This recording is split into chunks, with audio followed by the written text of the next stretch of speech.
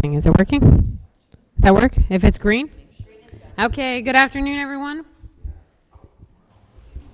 Maybe we're going to get started. We're going to get started here. We've got our meeting today, and I want to first do our call to order, our roll call present today. Jill Dominguez, Mark Horowitz, Cesar Lopez, and Tracy Wickett. We're going to move on to agenda item number 2, which is public comment. We have no public comment for today. So we're going to move to number 3, which is our consent agenda items. We've got all items to be considered to be routine and will be enacted by one motion. If requested by a board member, any item may be taken off the consent agenda by the chair for individual consideration. We have approval of the April 22nd, 2024 meetings and the April 30th, 2024 meeting minutes. We have 3.2, approval of the accounts payable report from April 1 to April 30th of 2024, and the approval of the following individuals to incur travel expenses for the following: Sergio Martinez for RGV to DC in Washington, DC. Motion to approve. We have a motion by Tracy and a second by Cesar. All those in favor? Aye. Any opposed? Okay, motion carries. Make the record say that Sergio has arrived. Good afternoon, welcome. We're on to agenda item number 4, which is community presentation, BPUB drought update, conditions and water restrictions. Good afternoon, board. I would like to introduce Renee from Brownsville PUB. He's here today to talk about our update conditions and water restrictions for our community. So Renee? Yeah, if you could stand there with the mic. Yeah. Hello, welcome. Thank you. Rene Mariscal, I'm the Division Manager for Water Resource Conservation Commission for the Brownsville PUB, and thank you for the opportunity. I have about an hour's worth of slides, but I know I have about 5 to 10 minutes, so I'm going to go through these fairly quick, okay? Really, thank you for the opportunity. Drought is definitely a serious issue, and we're doing everything we can to spread the word. And you'll see why. I'm going to talk about, more than anything, how the water supply, how it's going to impact not only Brownsville, but surrounding communities, quite frankly, throughout the state of Texas. But you'll see how it impacts us here directly. So main message here, if you walk away with anything, here are these 3 things. We are currently in stage 2, and I'll touch on what that means. And we're definitely forecasting to move into stage 3, probably by the end of summer, unless we get some serious rain events. And then lastly, we're asking the community, thus all this outreach, to help us comply with stage 2 so that, you know, we delay moving into stage 3. And quite frankly, one additional message, we want to try to do as much of this outreach as we can. So please pass the word around. We're reaching out to all the various boards and nonprofits so that we can continue to do this. A little background, as most of you know, our primary source of water here is the Rio Grande River, right? It originates at the Colorado River, Colorado State, about 1,900 miles by the time it works its way all the way down to us. A lot of challenges. We're at the bottom end. As you can see, a lot of the water that we receive down here, quite frankly, comes from on the Mexican side. The distributaries that you see there in blue on the Mexican side, that's where most of the bulk of our water that we receive. Amistad and Falcon Dam are where we store our water, and not only us, Brownsville, but a lot of the communities down here. So thus, we rely on water from the Mexican side, and I'll talk a little bit about 1944 treaty, but really the release of water there and the fact and rain within that watershed. A lot of times we'll get rain down here, and that's great, but quite frankly, we need rain within the watershed. And I'm going to talk about the various stages, but when we talk about the various stages, we'll go back and refer to the U.S. combined storage at Amistad and Falcon. And you'll see why that's important, because that's where we all store our water. IBWC is a federal government entity that manages the water along the river. And it consists of, folks from the Mexican side and U.S. folks. 1944 treaty, what does that do? It's a treaty that obligates Mexico to provide us with some water, and on the flip side, we provide them with water. The treaty obligates Mexico to provide the U.S. with 1.7 million acre feet every 5 years within a 5-year cycle, which is about 350,000 acre feet per year.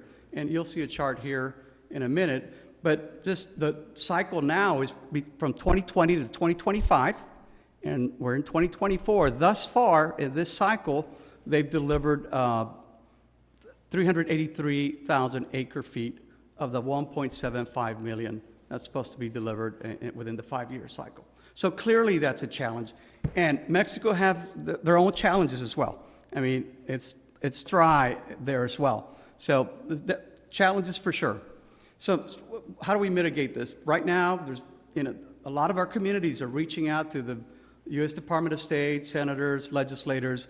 We're definitely, there's a lot of effort going out there to push for, hey, we really need these releases. Mexico, we know that they do have some water within their dams. The distributaries that I showed a minute ago, we know that there's water out there. They're definitely not full, but we know that there's water that can be released at this point. This chart here, this is by the IBWC. The line in red essentially is what we expect to receive over the 5-year cycle. That's 350,000 acre feet per year. That's your 5 years there. And you'll see in black that that's what we've actually received. So we're clearly way below the, what we should be receiving on an annual basis. This is the combined storage at Amistad and Falcon since dating back from 1996. The line in blue, that's the U.S. storage, red, Mexican storage. But what I want to point out, if you look at the far end, 2024, you see where it's at. If you were to follow that all the way across, the last time we were this low, if you just follow that where we're at, was back outside of a year ago, you'll see that we haven't, those levels at these dams have not been this low since 1998, 99. You just follow that, and you'll see how, how dire the situation is with that storage. Just a few copies of resolutions. This is just here in Brownsville, but clearly throughout the valley, you're seeing a lot of this. As y'all know, the sugar, the RGV sugar shut down after 51 years. Why? For the same reason, lack of water.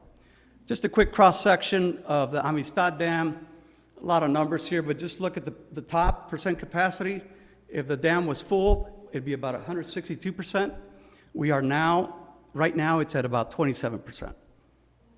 I mean, just a quick cross-section of Amistad, where we're at. Falcon, same thing there. You look at the percent capacity. When it's full, it's about 149%. Right now, we're at 8% at that. So clearly, we're hoping for some rain. So how do we mitigate this? The state requires that all municipalities have a water conservation plan and a drought contingency plan. So here in Brownsville, we have both. So what I'm going to talk about here the next couple of slides is for the city of Brownsville. If you live in Rancho Viejo, they have their own plan. The different water suppliers have their own different plans. And they vary a little because, smaller communities versus larger communities, where and how you get your water. So the stages that I'm going to talk about vary. But this is specific here to Brownsville. So it's state required.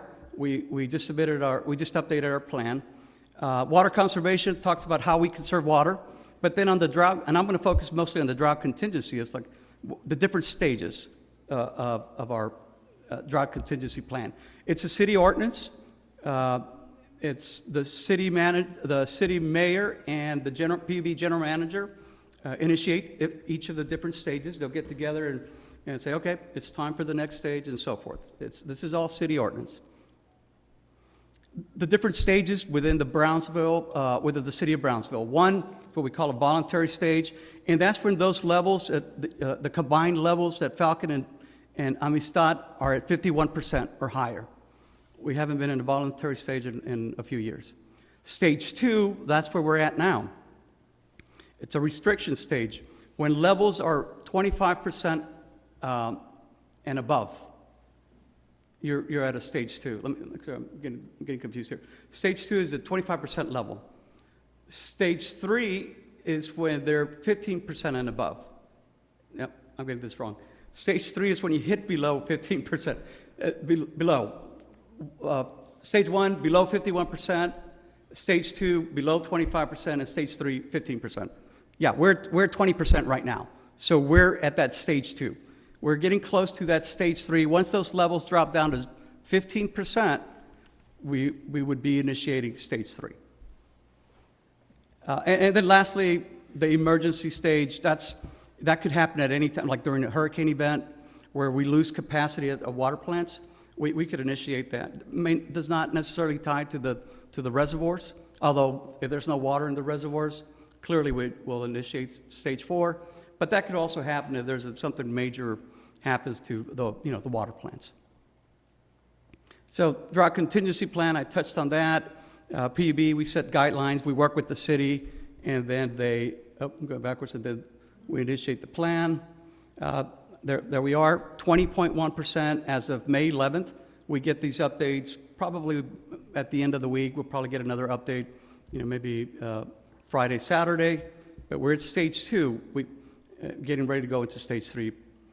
This graph is just the last few years. Yellow, 2021, red, 22, green, 23, and white, 2024. So clearly, you see the trend over the years.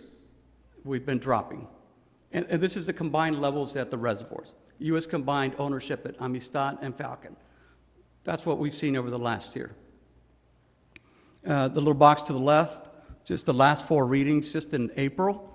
You see the trend there. And again, sometimes we'll get rain here, and we think, great. It definitely helps, right? It helps locally, and then it helps offset what we request. But nevertheless, we need water down the watershed.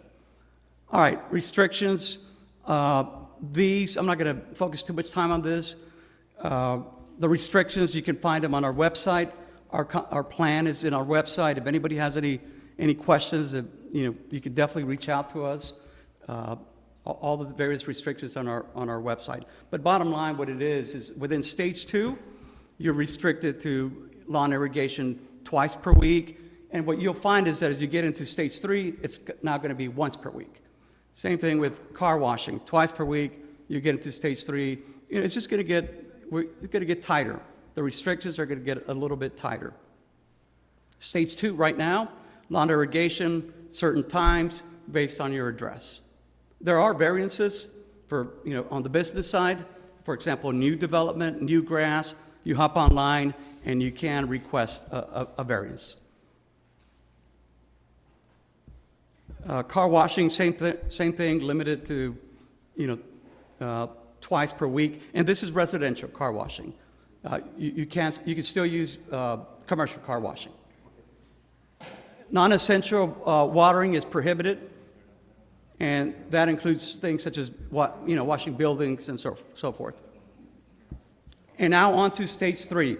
For stage 3, again, now it's just a little stricter. Now it's down to once per week for landscape irrigation. Hydrant use is now a little bit more limited. Again, irrigation, additional restrictions. Something to keep in mind now at resacas.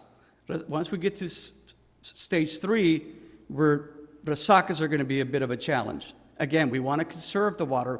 We provide a lot of the water to the resacas. Not only us, but also the irrigation districts, right?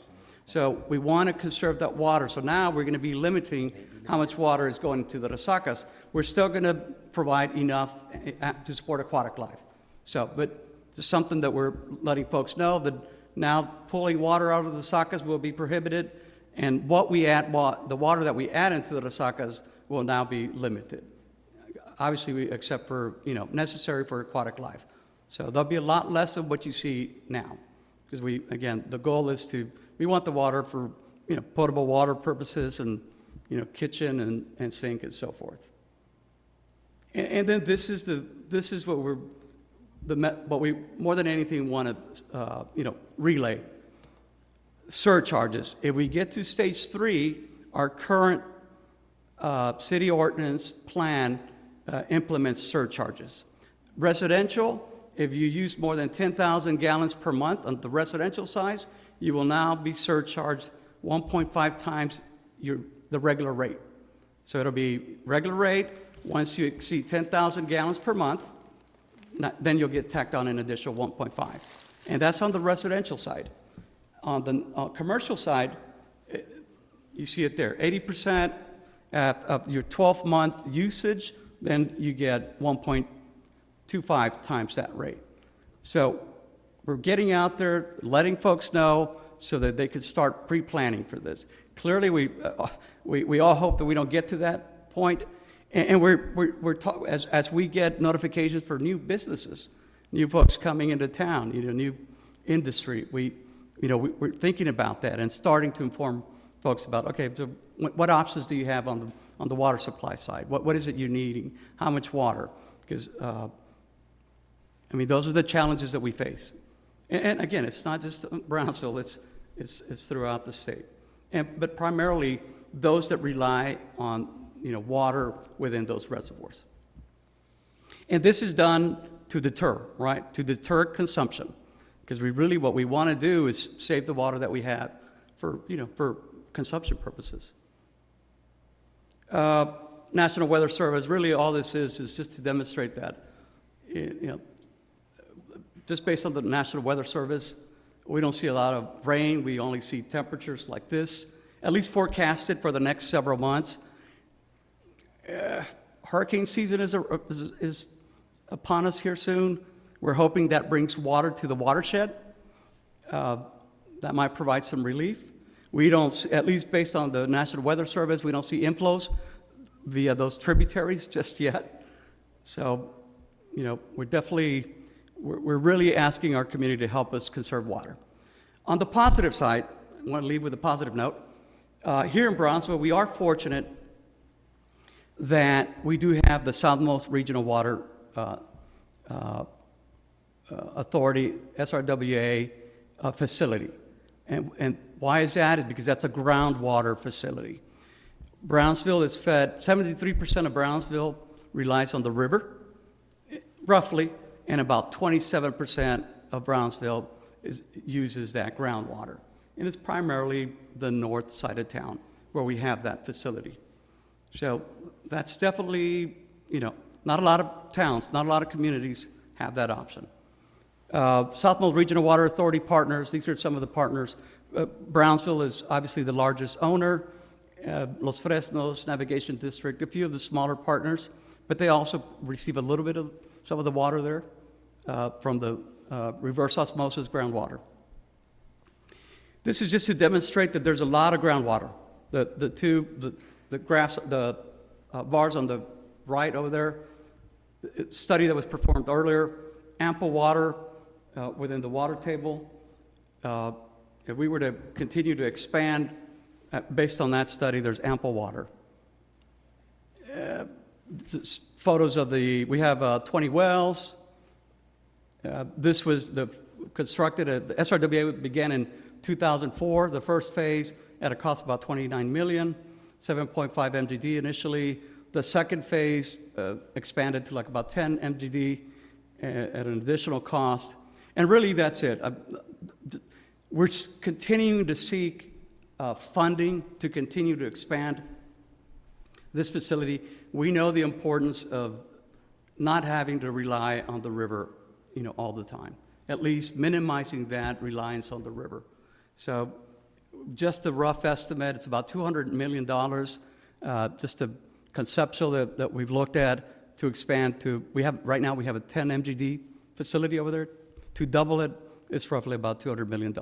So from our end, clearly we're working hard, looking for grants. Clearly we want to minimize the impact, from a cost standpoint for the community, but we do recognize the importance of having some, expanding that facility. So that's all I have. If anybody has any questions? I have a question. Sure. What percentage of water consumption is residential versus agricultural? I don't have the ag numbers, but just in general, we know that just from the river in general, we know ag takes the bulk of it. Just ag throughout the valley, we know that's the largest consumption over residential for sure. at least from raw water standpoint. And what happens, as a matter of fact, the state, the very first folks they cut off is ag. The municipalities, we're the last ones that they cut off. So as the reservoirs drop, as a matter of fact, in some places, some irrigation districts are already limiting their use. And I think San Benito area, they're already limiting their use for irrigation purposes. But to answer your question, I don't have the exact number. Just another quick question. Besides surcharges, are you going to limit there's car washes all over the Right. town now. Are we going to limit that, or I'm just curious? 'Cause- No, good question. I know there's a city ordinance that just passed regarding car washes that now limits like new development, new car washes. I think that just passed. So that, for sure. Now, I know some of these car washes recycle, so we're definitely looking at, how we can modify that. The plan that we just submitted, just as an update, we just turned that in, maybe a month ago, and we're looking at updating it. We're bringing in some outside help to look at what other communities that are a little more used to this, Arizona, New Mexico, we're bringing in some, a little more professional help to help us look at what some of these other communities are doing that are a little more advanced. Clearly, they have ordinances that, xeriscape, they're a little, they're a little more advanced. So we're looking at different things. So to answer your question, we're going to revisit car washes. We know right now there's city ordinance that prohibits any new, but we may, we may look at maybe even some restrictions. We don't know at this point, but we're definitely going to look at what it is we can do to conserve. Hello, Zoraima, welcome.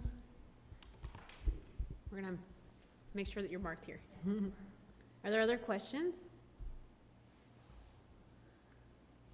Well, thank you so much. It was very informative. Thank you for the I appreciate your opportunity. time. Yeah, Thank thank you. you. Okay, we're gonna move on to agenda item number 5, which is board committee appointments for the Budget Committee, the HR Committee, the Community Development Committee, Entrepreneurship and Innovation Committee, and the Revolving Loan Fund Committee. You want to pass it down? Take one and pass it down. This is yours. Are you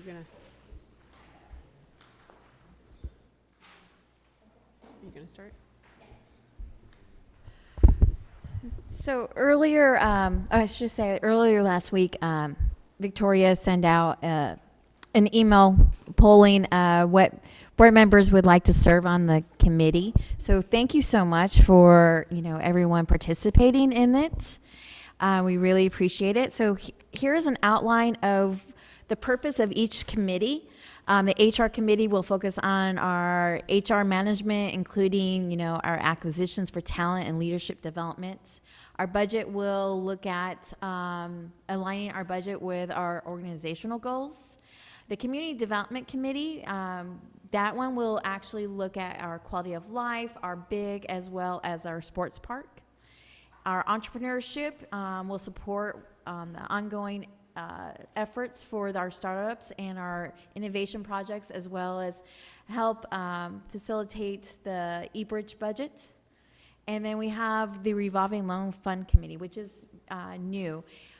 With just everything that's going on with our revolving loan fund, how popular it is, we thought it would be good to move forward on having a committee to also evaluate. So we requested a minimum of 1, no more than 2 board members, and then we asked for nominations for someone within the community that can also serve. So we appreciate that. So our efforts for this is what we would like to do is a lot of these committees, we want to meet monthly to have an ongoing conversation on the things that the team members are doing in their projects, just so that way you're informative, you're also an advisory to us, and this will hopefully help also streamline our discussions in the board meetings as well. So up on the board is what the chair has assigned for the committees, for each one. Does anybody have any questions? Hold on, you need a microphone. Sorry, no, it was on. Push it Right again. there? Yeah, never fails, right? Those do not align with, like, for example, in my case, my request. So is there a reason for that, or is it just? We had,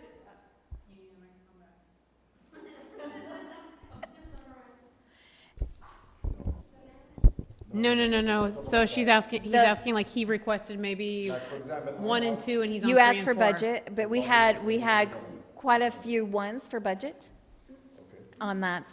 And so that's why we took your 1s and your 2s and possibly your 3s and looked at that to see where we could fit, and to at least have everyone be on at least 2 committees. And then with the revolving fund, leaving a spot for a community member, that's the third spot. That's correct. Murad, I'm on budget, and if you feel strongly that that's where you would like to serve, I could swap with you on a different one that you're I on. just wanted to clarify, how it came about. Yeah. I think it was based on whom or whatever. Okay. I'm flex if you want to Yeah. change. And we can make those changes. That's what the discussion is for.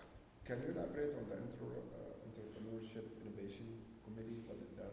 So, for instance, this would help with our future, Startup Texas, helping us set the budget of what you envision our budget to be. That's also what these other committees will do, is help us facilitate our budgets for that certain department. And then that way it helps with the budget committee, be able to better do the budget instead of doing it during the board meetings, so it better facilitates. We're also would look at your eBridge funding eBridge budget that we have for here, for the facilities. Anything that we have ideas on adding additional stuff to the facilities, those will help us, being on that board will help us guide, like for the art, for instance. If we were able to have this committee, we would be able to take, our ideas of the art to the committee first and ask their opinions, and then the recommendation to the board. And I just want to add, I think what I requested is if we could have the meetings at a predictable schedule, so that we know that I'm making this up, I don't know if it's the second or third week of the month, there'd be a certain time that we could agree to, and that we would meet monthly, so that it wouldn't be just kind of one-offs, it would be a more consistent schedule, so Yeah. a little bit different than what we've been doing in the past. And the team and I feel like this is a better way for us to also help the communications on our end to the board members on what's ongoing, so that way everyone is informed.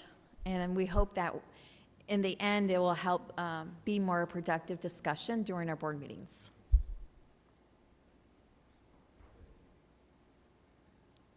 Any questions? Okay. Question swaps?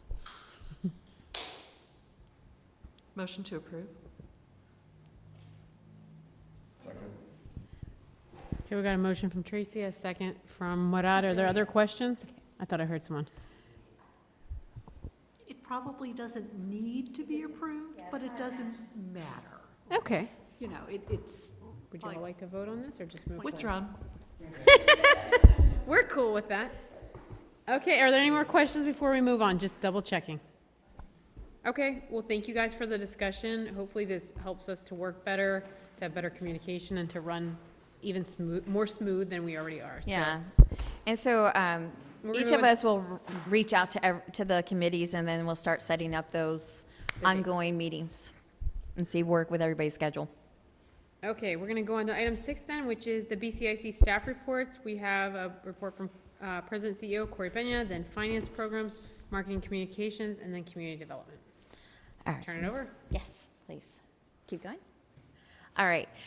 I cannot start without first saying thank you to our BCIC team, UTRGV's ECC team, Linda and her team, all UTRGV's volunteers, our presenters, all the attendees. It was a fantastic how many days? 10-day event. We started on, I'm sorry, it's 7 days, from May 3rd to the 10th. It was, as you can see, these are just quick little numbers. Nathan will do a presentation to the board next month, in our next board meeting, to go for what our impact is and everything. But I just really wanted to share, we had 802 registrations. We had over 500 attendees throughout those days. We had 127 speakers, and we had 78 sessions, panels, and events during those days. Highlight is we did Startup Texas. We had our Animal Angels announcement. We had our keynote speaker to start off the week. We had a Geekdom boot camp the weekend before. We had a Her Texas on Thursday and Friday events. It was, if you weren't here, it was just so much energy within the first and second floor of the building. It was incredible. So kudos to Nathan, Nelson, Linda, Rudy, Sam. They really put a lot of effort into it.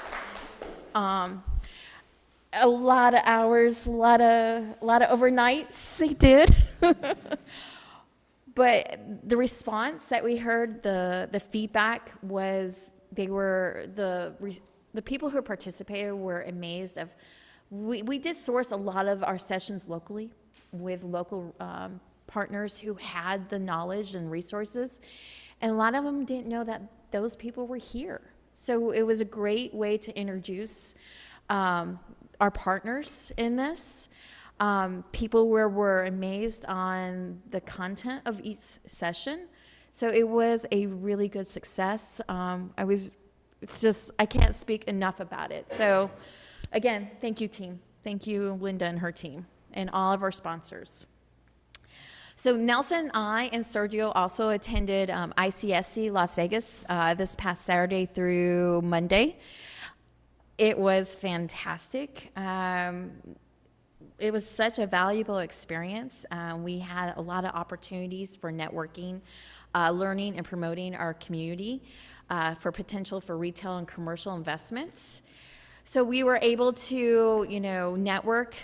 It was a very large convention, and 100 industry leaders, retailers, professionals probably does not even top of how many people we were introduced and go face to face, but at least those were tangible contacts for us. The meetings were held, so we were able to showcase Brownsville and the opportunities that Brownsville has, as well as what eBridge has and what Sports Park has. So I was able to meet with ULA, USA. So we were talking about, opportunities for the sports park. So there's a lot of follow-up on our ends for this. The team also met with 2 CRM, real estate and retail recruitment software. This is more like they would gather all of our available properties and land downtown to all the communities, because we have found that it is hard for us to know, and we've tried to do an inventory, but it's a very tedious task. So we did look into, we met with 2 of them, and just to see what is offered out there and the price point. So it's considerable difference on the 2 that we met, but they both do offer different enhancements. So Sergio had a great idea, is really put down on paper what is our needs and how often are we being requested for this type of information, and see what really would fit for us. So that will be something we're going to be doing as well. Like I said, we had a lot of promising leads and discussions. So my job will be to follow up with these leads in the next week, and then follow up with the city as well, because some of them involve the city. There is a lot of first to markets available. They have territorial managers, franchise managers for the territory. A lot of them are usually from Corpus to Laredo and Brownsville. So I want to contact them to see, how we can help facilitate, their reach into our markets. And so overall, it was very productive. Everybody who had walked past, we had an RGV partnership booth, so we had 10 cities participate, 10 economic development offices. It was, a lot of people were very impressed that we were all together sharing this booth and, speaking as a region. Yeah. So next is our e-bridge. So art installation. We were trying to get that art installation before Startup Week, but unfortunately the installer who has installed our previous art, he's not available until August. So we went to our number 2, and number 2 is not available for health reasons. So we have reached out to the Brownsville Museum of Fine Art, as well as other contacts we have to find someone else who could help us install the art. So our goal is to hopefully have that by the end of June. Nathan and Nelson have been working really hard, and we have welcomed 3 new tenants to upstairs. So currently, now we have only three-person offices left and 1-person office left, as well as 6 dedicated desks. And we have 3 that are still upcoming that we just are waiting to hear a response from them. Those offices, the lease amount, is it comparable to the region? We're lower. Area or lower? We're lower. Like approximately how much we lease? Upstairs, we're at $450. I can't tell you what Coca-Cola is, but I can tell you that they're higher than that for even their smallest office. The dedicated desk, we have learned we were still too high, so we've raised that down even lower. So we were at 175, so we're now at 125 if they commit for, a year. And the whole idea is we just want to we want these people to, especially with what we've learned from RGV Startup Texas, we really learned that they need to be surrounded by people, and so we just want to get more energy, get this place filled up. We have also have good news to share that we've talked with UTRGV, and so we are now opening the co-sharing space free of charge Monday through Friday from 8 to 5. Yeah, so that will also help spur the energy in this place. And sports park. So the sports park, we do have the RFP out on our website, as well as it was shared with IEDC's contacts, and they're doing social media blasts for the next 3 weeks now, as well as TDC. Unfortunately, I was hoping at ICSC I would run into some developers that could, be interested in submitting the RFP, and I did not. From what I was in my section and area, I did not run into any of those developers, but I do have contacts of everyone who attended, so I will look and see if there's any of them that I can submit personally to them. TEDC, when I go to the mid-year conference in a week, there are some developers there that I will also let them know. So the deadline is June 12th, so the idea is to take it to our committee to review it, and then take it to the board for June. So are we advertising beside our website? I saw it on the website. Are we advertising anywhere else? We're gonna advertise on our social media for the RFP, correct? Yeah. And I have ran into some other that, in the past that had relations with Sports Park that I need to submit to them as well. And land transfer. Land transfer, it seemed there was little traction before the election. So Deborah and I are revising the amendment of the 2019 draft, and to see if that will help with the traction of getting it done, so we can take it to the board in June to finalize. And lastly, staff updates. Sorry, on that Sure. one, are we including the recent exchange or land transfer back to the city? Is that going to be the, con- Yeah, I mean, the transfer has been under discussion for an extended period of time, and it seemed to stall, for lack of a better word, pending the election. So we're hoping that if we put some terms together and get in front of the city, we can get that all back on track and moving at this point. But yeah. But yeah, We'll we see. would have, like it was discussed, where those terms that you suggested during executive session, we have that. And a staff update, I'd like to let you all know that Miriam has submitted her resignation letter. So her last official day is next Friday. Yeah. We tried. But Miriam, you've been a wonderful asset to BCIC this past 2.5 years. Thank you for what you've done to community development, to the quality of life. You're leaving with it strong, and whoever fills your shoes has a lot to has a lot to fill. So thank you for your service. She's going to PUB. They're here, we can't say nothing. So that's my little update. I will be sending a better report with more of who my contacts were in Las Vegas. I'll send that via email. I just wanted to share also, I was really impressed with RGV Startup Week, so kudos to you and the team. Like you said, it was lively, it was engaging, it brought a lot of energy. I think you all set the bar real high for whoever wants to recreate this again the following year, which is a great thing. So I think it was a good highlight for our region and our city. And I also wanted to add, I was also equally impressed with ICS and your work with the other RGV EDCs, and it was really something to witness. The demand for investors and interest in our region is there, so I was glad to observe that and be part of that process.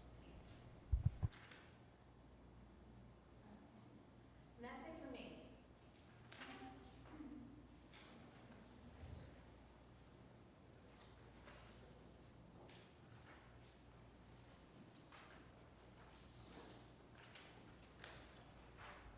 Do I press it? Can you go to the next one? There. So, so I did provide an overall impact of both programs, which is first the eBridge Fund. Year to date, we've funded 16 businesses. A total of $2.4 million has been disbursed in loans, 1.6 in private investments, 556 jobs have been created and retained. And then as of right now, we have 519,000 available for lending. And income generated, a total of 107,642. That's mainly used for the administrative of the revolving loan fund. And then currently we have 2 applications in progress. I did went ahead and provided y'all with with a spreadsheet which includes all the information over current loans. Just let me know if you have any questions. It's in the first, that one. Yeah. Right now, there's 2 applications in progress. One which was completed yesterday. So I'm in the process of reviewing it, and the other one, they're still in the process of getting their permits. The funds are available until the end of this fiscal year? Or No, can this we- is the can we- eBridge Fund. These funds are available until, Okay. so they're revolving, so hopefully they'll be available for a long time. So that's that one, and then we have the Recovery Fund. That one, year-to-date, we funded $780,000. A total of 87 businesses were assisted. 398 jobs have been retained. Year-to-date, we have 301 with 301,000 of available funds, and right now we have 3 applications in progress. By applications in progress, I mean they're still working on their applications, and I'm assisting them in the process. But I do want to mention that last week I met with the City Grants Department to discuss this program, and we agreed to pause the program again because, one, they have to implement, they're going to review the policies and procedures. They're going to have to implement some changes just to be on the same page that, not the same page, what's the word? Yeah. Guidelines, yeah. That way it matches what they have, because they've had some changes. And also because, unfortunately, they've fallen behind on reviewing some of the applications that we've sent them. So, one of them is because, 2 of their staff persons left, so they left behind, some applications pending for review. And so, yeah, so hopefully it'll only be paused for 1 month, and it'll help with the review process. I'm sorry, and who was this that was pausing it? I'm sorry? What department was this? City Grants Oh, Department. City Grants. I didn't catch it. Thank you. And so they ultimately have to approve these grants? Yes. Because they hold the, I guess, the CDBG? Mhm, grant? yes, because it's in a reimbursement, it's in a reimbursement basis. So let's say we approve an application, after it's been approved, we send it to the city for their review and approval. So all the applications that have been submitted since October, they're still under review. So we have a lot of applicants that have been calling me and wanting an update, and I don't know what to tell them anymore. And it's, So, I guess I'm confused, because like, the city gets this grant from HUD. the feds, and then they ask us to manage it? Yep. But it seems like why aren't we managing it directly? we were in the past, but then they decided to make, to add this second layer of a review process. So the City Grants Department. And now they cannot review. So now I review them, make sure they submit all the documentations, we approve them, right? And then I send them to them, so for their final review. But it's taken them like a long time. And what was the reason why the City Grants Department decided to do this additional review? Like because you said in the past you were able to go. Yeah, change of bypass. staff from their side, so they've been having a lot of trouble in getting everything organized as far as the applications and all that. So we met, and then it was decided that it was supposed to help us in the application process to make it faster, right? But yeah, it And hasn't how worked. many applicants have been approved by BCIC that are still waiting? 7. 7. For how much? How much is that? It's like each is 10 to 10 20,000. to 20. But I try to keep them updated, but still, like, And- it's gotten to a point where, like, it's since October. So the solution is to pause, not to hire like a part-time or something like that for the city?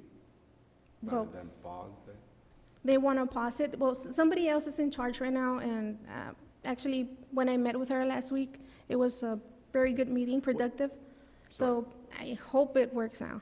So when these things come up, I mean, you're doing your diligence, thank you for that. What's the next level of communication between us and the city? Like, do you, Corey, bring this up to who at the city? To and- the and who's- grants director, F1. Yeah, we've met with him Yeah. as well.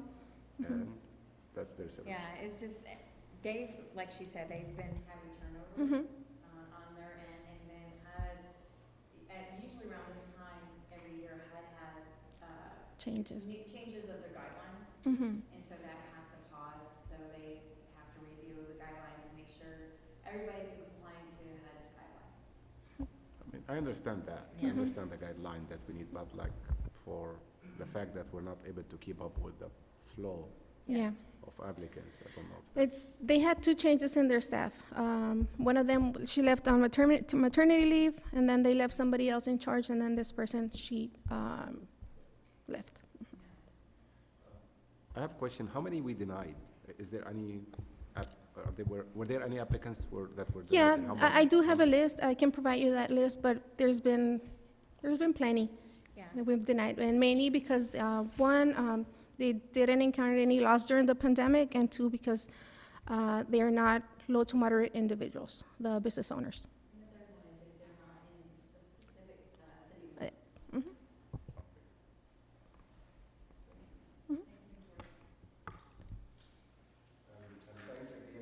We're in charge of the graphics. It does help a lot, kind of follow. Yeah, very nice. Thank you.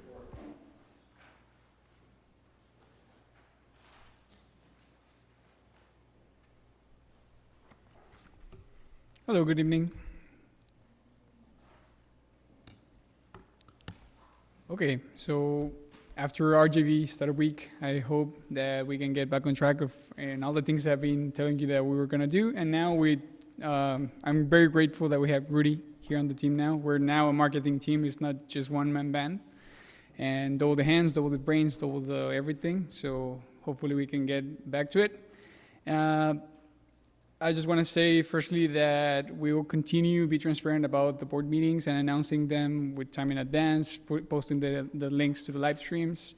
And also, I don't know if you ever went back and looked at them. We have this like standby screen that's just a plain screen with board meeting starting soon or executive session in progress. And during those screens, what we want to do for the next meetings is to add the impact that we have had in the past and just put slides of projects that we have completed from all the programs, not just for BIG, which is the example right here, but for other programs that we have had in the past. So that's something that we want to implement starting next meeting. So that's something that's going to happen. We posted some press releases about the events that happened, some of the highlight events that happened during the startup week. Among those, eBridge Center and the city of Brownsville were one of the only places we're the only two places in Texas that got the bike-friendly business certification recognition by the League of American Bicyclists. So we posted that on the BCIC blog. We also posted a press release about the new alliance that we have with the Bay Area Houston Partnership about the what was the name? Sorry, it's a lot of letters here. It's Space Alliance, SATOP. Let's call it SATOP. So people can use space technology for their business. They will have free assistance if they come through this program. They can receive free assistance for their business and use NASA and similar tech for free to start it or commercialize their products. Starting Monday, we're gonna launch another link so they can sign up and actually access these resources. On numbers, I don't want to spoil a lot of the report that Nathan will present next month on the RGV Startup Week. So I'm just gonna mention that one of my favorite metrics that we had is that people streamed our videos or watch our videos 16,000 minutes. So that's a lot of time that people actually watch what we were doing live or went back and actually watched it. So that's a lot of time. And another number that I really like that I got from the event app is that people connected 900 times privately. That meant that they sent a message to someone new that they didn't know and connected with them for the first time. So networking was happening thanks to an event. And also on the BCIC website, just before the election, I don't know if you can see that big spike that we have on there. We had a lot of visits to the website. A lot of visits that, well, it's an outlier on the graph. And something to note is that 95% of those visits were new people that never heard of BCIC before. So we have a lot of new eyes and ears, and everyone that actually visited the website was new. So that's a big opportunity for us to actually, educate new people and get to know new people also. If I may, Nelson? Yeah. Because of that spike and with the results of the election, we are reevaluating how our communications are, what our website provides, so that we can be more transparent and do a better job telling the story of who BCIC is, our importance in the community, and how, it benefits directly and indirectly the community. So we've really been conscious of, the election results and what we can do to better communicate who we are. Yes, exactly. And we're working on that for the next website iteration. I got together with Rudy today and we made a huge to-do list on what's next. So you're going to be hearing about that soon. We also received more than 100 applications for the Blueprint Business Program, which is the Kaufman program that just started this past Wednesday. So we have a lot of interest in the things that we do. Unfortunately, we can only accept 15 students, 30 total, 15 per cohort, in each language. So we need to work on that so we can actually serve everyone that is interested in this. We uploaded the individual pitches from Startup Texas participants, so they can now have the spotlight. And for the quality of life grants, since we ran out of funding, we created a wait list so people can sign up, and once new funding is available, they can be notified. For the e-Bridge Fund, there's a billboard, an electronic billboard that's on your way to San Benito that we're testing out to see how it works. And we are advertising the e-Bridge Fund on that one. We also have banner ads running on the Rio Grande Guardian, so if you read an article there, you might see them. Lastly, on Border and Sea, we posted this past month Bocata Meriendas and Tora, and we also have a new partnership now with Ismael from Forkit 956. So it's not only photo content now, we also have video. And we didn't need to reinvent the wheel, we just got together with someone that already did it. So it's a food blogger from the Rio Grande Valley, but he came down to Brownsville to do videos about Vera's Barbecue, Pluton Brewing Company, Crepe Town, Rutledge Burgers, Mitorito, and Las Ramblas. And we have a couple more in the pipeline. So yeah, that's the update. Any questions? Remind me, what is impressions again? Impressions is the number of times people saw the content. So it can be the same users watching it twice. Any other question? So whenever I put reach, it means individual users. Impressions, it's the number of time that user watched the content. Mm-hmm.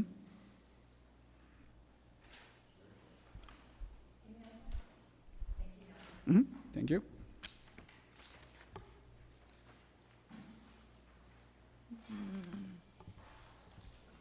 Good evening, Board.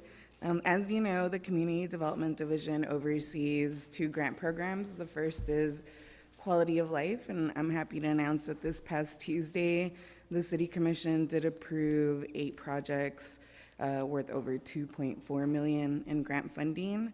So for fiscal year 2024, that puts us at about $3.3 million in committed funds for Cycle 1 and 2. For a total of 12 projects. And this is through the Quality of Life Grants program alone.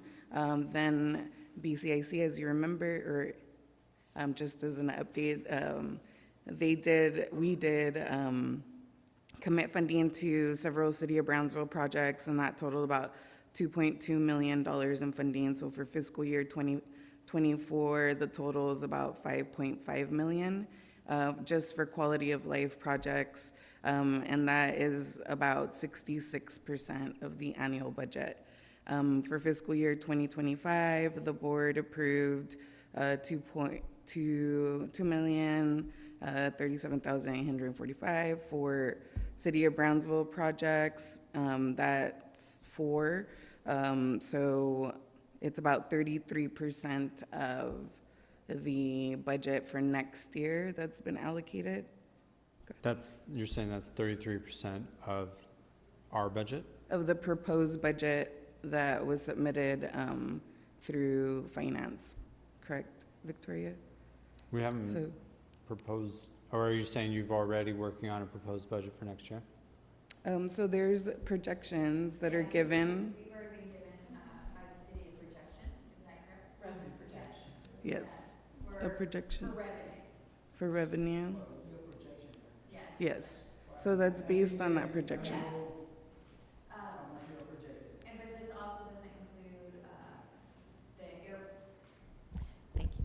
This also doesn't include the airport debt service as well as the sports park maintenance and operations. Right, just to be clear, this is, the money that was committed to those COB projects was coming from unrestricted money. So this is 33% of the revenue. I don't know if that's really, Comparable, it's a correct. interesting number, but it's not, doesn't mean that 33% of the budget is going to be devoted to that. So this is, to clarify, this is from the revenue, projected or forecasted revenue for next year, right? So Correct. that's clear, 33%, right? And then this year, yes, we moved money from restricted fund to the cities, but for next year, we still need to decide on that. So we don't know yet where is that going to come from, right? Yeah, right. So that's for quality of life. Do you have any other questions regarding that program? The next program's big. We have awarded $434,860 in grant funding to 12 projects. 3 of those projects have been completed. The project on 12th Street, the project, the Sears Canopy project, and then also the Coca-Cola building. We have about $565,000 in available funds, but we do have 26 application leads, which vary between property improvement projects and then also rent subsidies for the upcoming businesses that are in the pipeline, which we have about 10 new businesses that should be opening somewhere by the end of summer. And go ahead. I have a question. Oh, sorry. Sure. If I recall, we have 2 cycles. We have the fund that was available from last year that we moved into this year, and we finished that, right? And For- then we have this year $1 million. So, and we awarded all of that. So why we're seeing that we still have funds available? So I mean, is it not used? You meaning like it's not spent yet? Correct. We haven't allocated it to any projects. But we So did. this is out of the $1 million budget for fiscal year 2024. My memory is that we allocated the funds, like we were capped. That was for the Big 2.0. So Big 2.0, we had 3 projects that were deobligated, and we needed to commit those funds, which we did. And then for fiscal year 2024, the board awarded the program $1 million, and so this is that million. So we've awarded $434 in funding to 12 projects, in addition to what you guys awarded to the Big 2.0. So if we have 26 applicants, why we haven't seen any of those applications yet? So it's for the property improvement, some of them are going through the permitting process. There's one large project. There are actually 3 substantial rehabilitation projects. One of them is waiting for the COA from the Historic Preservation Office because it is a historic property. And then the other 2 are undergoing the permitting. So what's gonna happen if these guys come in to us next month or the following months? Like, the year is almost over. Are we gonna roll over these funds and? That's what we can discuss as the committee as well as the budget committee. We can discuss how we want to. So there's one property improvement project that is almost there. They're just waiting on that COA. We feel like those funds are going to, if they come online, like we're hoping they'll come online in the next couple months, it's gonna exhaust the funds. Yeah, Because I'm they're just, substantial projects. yeah, I mean, you might have showed us this before, and like, this is the first time it's kind of caught my attention, like, we have 26 applicants in the pipeline, and we haven't seen any, updates So- on these, and it's like we're holding half of the funds that allocated, and it's like, you know what I'm saying, like, we're, Sure. but I don't know what's the, is it, again, the permitting situation is taking longer than it should So- be, like we had like the last 2 years before? I mean, what's going The on? 3 substantial rehabilitation projects, they are undergoing permitting. So 1 of them has already been cleared, permits have been issued, but it's through the Historic Preservation Office. They're trying to access historic tax credits, and the state Historic Preservation Office isn't signing off. And so the HPO at the local level isn't wanting to sign off on the COA. But is that part of our requirements to have the? Yes, they have a COA has to be issued, and so he's not issuing the COA at all. But he has the permit. They have the building permits, but a COA is considered as part of a building permit. It's part of the permit. So the way the guidelines are stated is all permits required for the project must be issued. Okay. I think that's, put in these requirements because what was happening was like a lot of applicants were getting stalled and they were holding onto this money they were just, a year would pass and nothing would happen.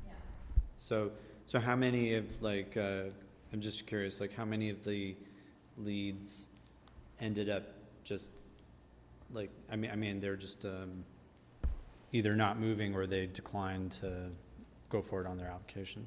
It's pretty much the 3 substantial rehabilitation projects. Those are pretty much underway.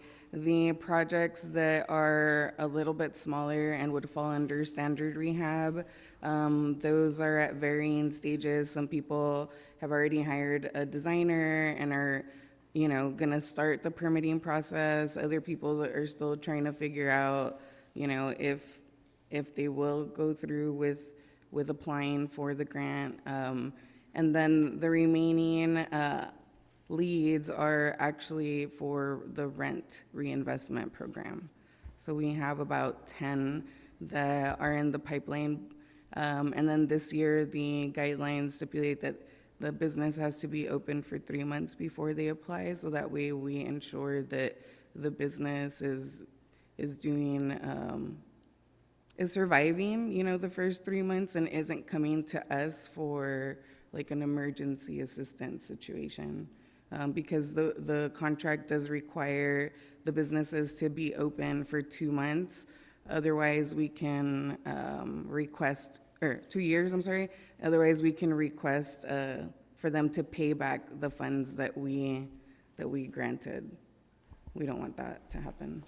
Of the 434,000 that we awarded, how much has been spent already? I'm sorry.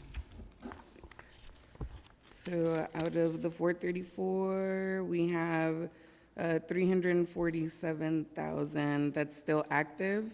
So there's still people that are drawing.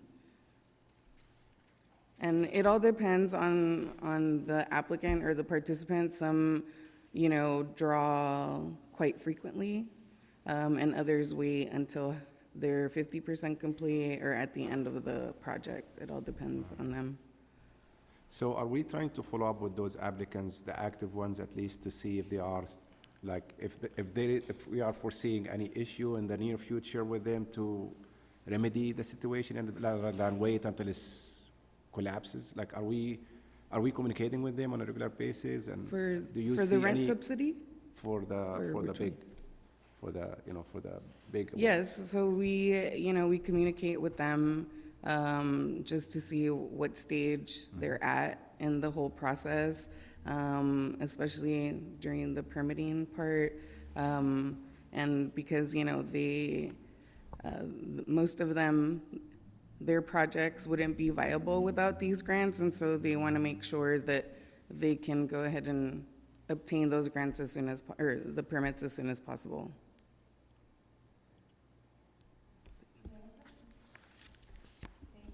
Thank you. I just want to take a moment and thank you, Miriam, for your tremendous job. Thank you. I know how much hard it was to establish something from scratch in our beloved downtown area. And I mean, I don't think I'm exaggerating to say that you actually created something that we didn't have before as far as all these programs. We didn't have these programs. So it's easier to adapt something that's already on the books versus creating something out of scratch. And I know that there was some ups and downs, but we learned from these mistakes, if we're gonna call them mistakes. So I really appreciate you and appreciate your work, and forever is gonna be, the influence and impact of what you have done in the past few years will be for lasting impression. I'm worried about who's gonna take over. Like, do we have plans? Can BUB lend us? We can share. If I can just add to Murad's comments, Miriam, first of all, thank you for putting up with all of us, especially Murad. But I'm gonna miss no, the lively meetings. But no, sincerely, thank you so much for all you've done. Wish you the best of luck. Thank you. And just a simple thank you. Appreciate it. Well, thank you. I'm gonna miss you guys, and it wouldn't be without a team effort that, these programs succeed, and so thank you very much. I appreciate it.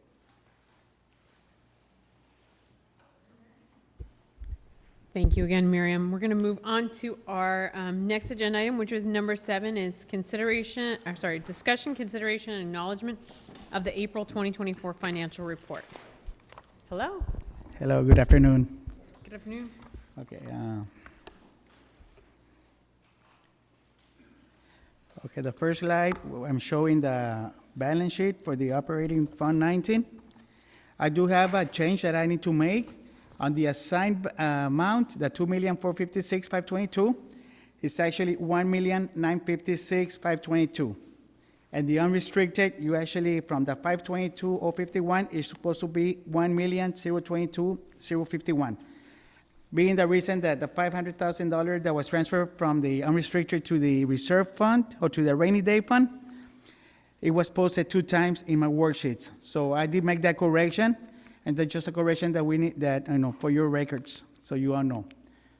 So we're showing that the total assets as of April 2024 was $15,688,868. Total liabilities was $14,188.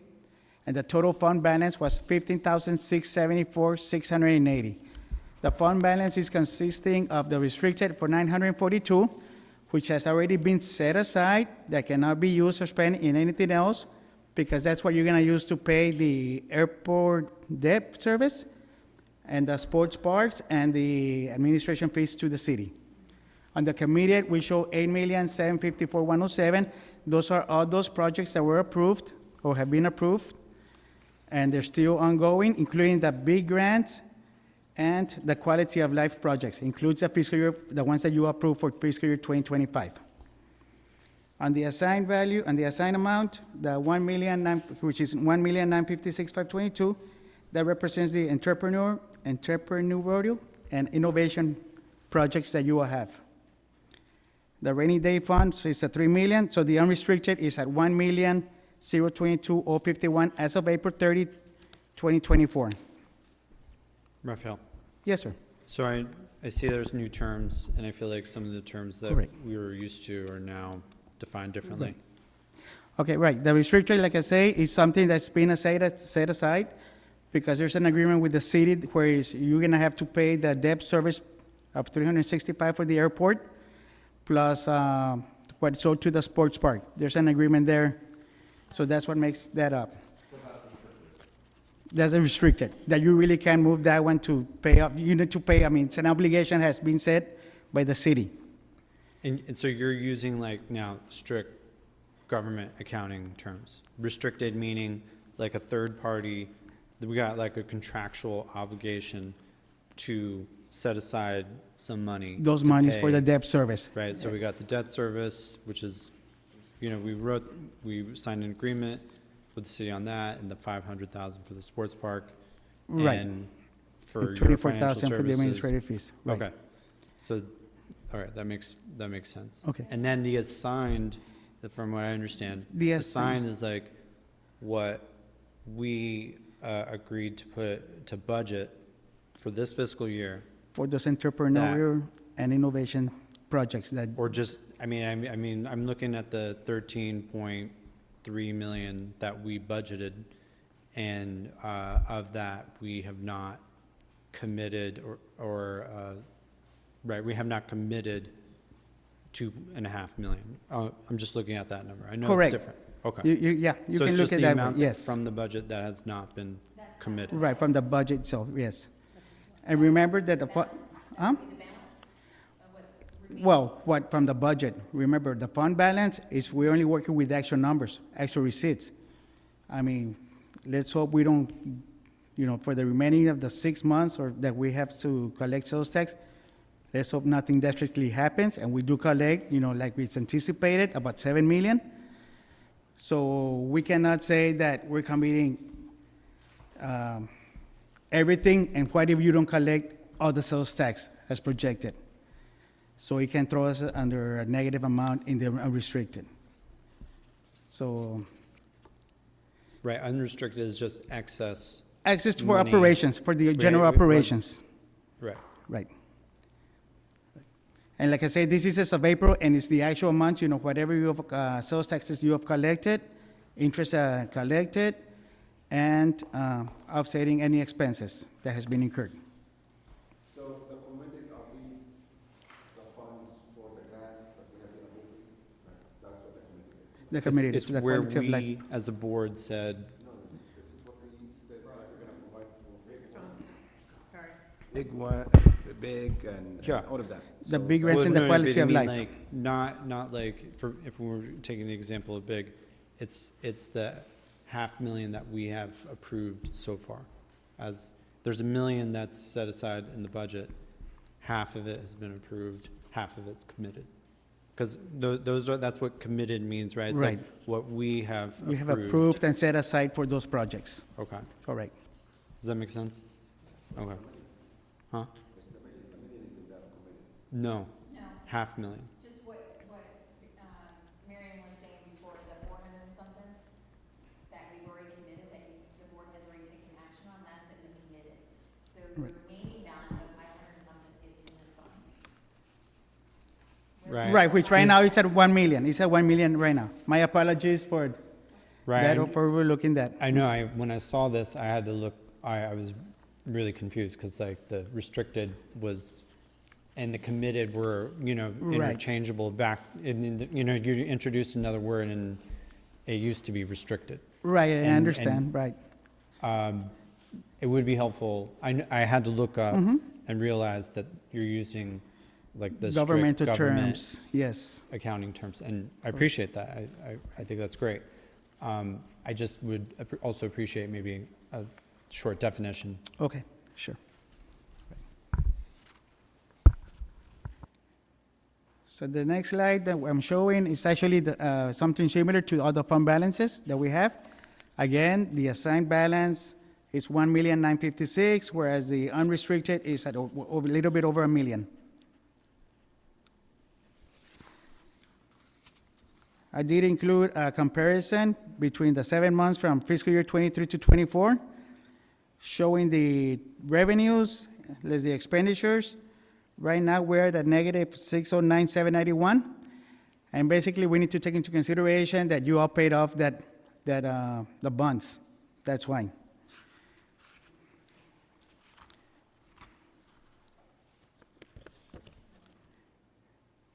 And then we have the sales tax history receipts. Right now, through March, we're at 3.8 million collected.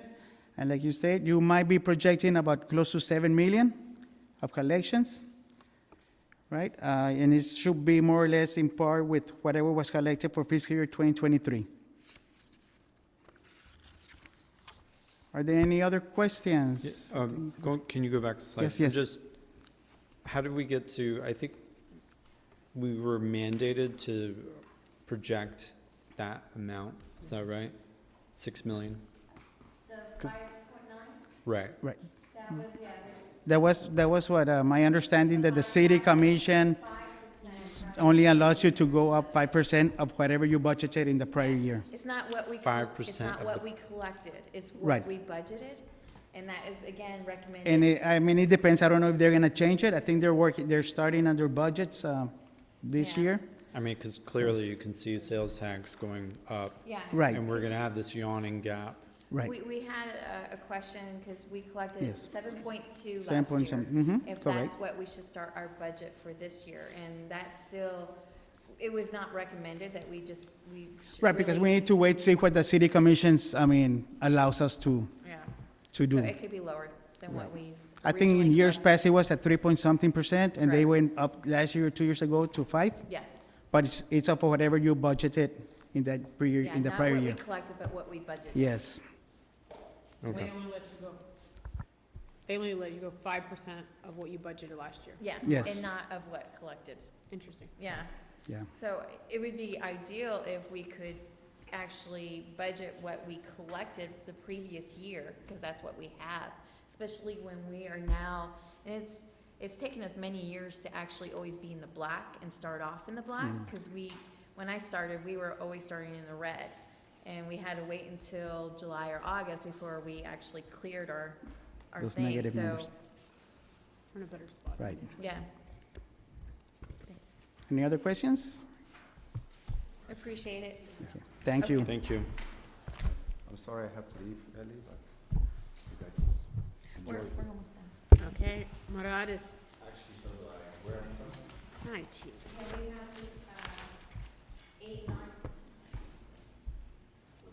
Okay, on, agenda item number 7, do we have a motion?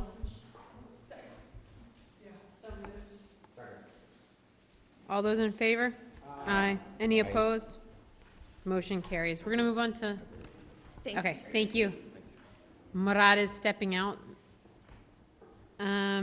Let's go on to item number 8, which is consideration and action to approve the following fiscal year 2024 business improvement and growth big rent and reinvestment program application for A, 1018 East Washington Street, Suite B, tenant Hare and Holly, applicant Ashley Whittemore, in the amount of $12,763. Good evening, Board. We received one application for the rental reinvestment program, and this is from Ashley Whittemore, who's the owner of Hare and Holly, which is, home goods retail store, which is something that we really need downtown. There needs to be a little bit more business mix, other than entertainment establishments. And the request for the grant is $12,763. As you know, for the rent reinvestment program, we assist with up to a year's worth of rent, 50% of their rent every month, not to exceed $15,000 a year or $1,250 per month. The square footage for the location is about 1,500 square feet, and so it's about $1.45, which is not too bad compared to other locations that are not as finished or complete as this was. And this business has created one full-time job and 2 part-time jobs. Are there any questions? Yes. Motion to Oh, approve. I think there's one question. I'm just wondering, do you know if there are any other tenants, I guess, in this building that we're also providing rent subsidy for? I just couldn't remember off the top of my head. I feel like, Not for this building specifically. okay, No, this is the first for rent reinvestment. reinvestment, okay, thanks. Okay, we've got a motion and a second. All those in favor? Aye. Any opposed? Motion carries. Okay, we're gonna move on to number 9, which is public hearing. We have a public hearing for fiscal year 2024 Quality of Life Program Cycle 1 application for project number 24-013, Good Neighbor Settlement House, beautifying and greening Good Neighbor Settlement House, in the amount not to exceed $8,588 and no cents in dollars. We need a motion to open the So hearing. moved. All those in favor? Okay, the hearing is now open. Okay, so last board meeting, the board approved I don't know if you would call this the second phase, but you completed funding for the initial application for Good Neighbor Settlement House in the amount of $80,855.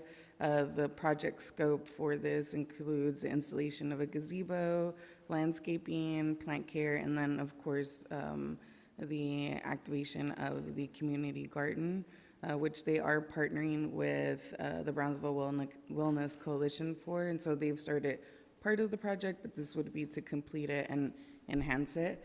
The project aims to foster community engagement, a shared sense of identity, and they really want to engage the folks that utilize their services and do some sort of, entrepreneurship through gardening classes and things like that. And the first time that we did the public comment and the 60-day public notice was only for the $25,000 that was first approved, and so now we're doing the 60-day public comment period for this specific amount.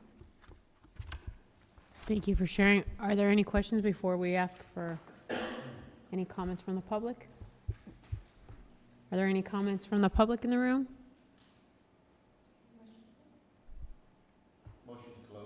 Second. All those in favor? Aye. Any opposed? Motion carries. The public hearing is now closed. We're going to move on to number 10, which is announcements. So, Good Neighbor Settlement has reached out. They would like us to take a tour of the facility. So I will reach out to y'all to see your availability on that and maybe even see if it's an option to actually participate in serving on that. There also TSC. TSC, I have a tour with TSC next week, so I will also send another email to see if anybody would like to accompany on that tour of their iTech building and their CTE programs as well. And we usually do this once a year, so it's just, again, to see what has been added and just so that we're well known of what programs are available for the public. And I just want to wish Mark, birthday's coming up. Zoraima, your birthday is it?